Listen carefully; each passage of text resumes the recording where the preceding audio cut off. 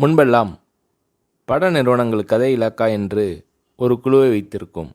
Jupiter, Modern Theatres, Gemini, AVM, Devar Films போன்ற நிறுவனங்கள் கதை இலாக்கா வைத்திருந்தனர். திரைக்கதையை உருவாக்கும் பணிதான் இந்த இலாக்காவின் வேலை. எம்ஜிஆர் பிக்சர்ஸ் நிறுவனமும் இலாக்கா வைத்திருந்தது.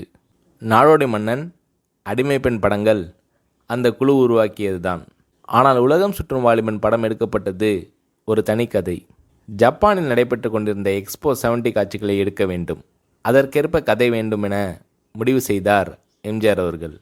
உலகம் சுற்றும் வாலிபன் படப்பிடிப்பிற்கு எல்லா ஏற்பாடுகளையும் தயார் செய்தார் எம்ஜிஆர் அவர்கள். அப்போது கலைஞரின் எங்கள் தங்கம் படம் முடிந்த நேரம். எம்ஜிஆர் படப்பிடிப்பு கட்சி பணி என்று ஏக பிஸியாக இருந்தார்.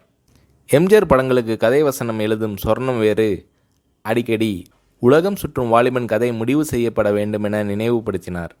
கதைதானே, வெளிநாடு புறப்படுவோம், ஜப்பானையும் எக்ஸ்போவையும் சுற்றி பார்ப்போம், அங்கேயே இருந்து கதை பற்றிய இறுதி வடிவம் தயாரித்து படம் எடுக்கப் போகிறோம் என்றார் எம்ஜிஆர்.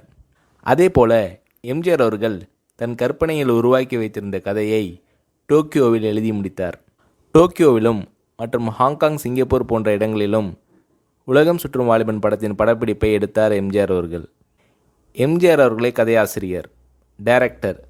தன் கூட வந்த சக கலைஞர்களின் துணையுடன் உலகம் சுற்றும் வாலிபன் படத்தை எடுத்து முடித்தார் எம்ஜிஆர்.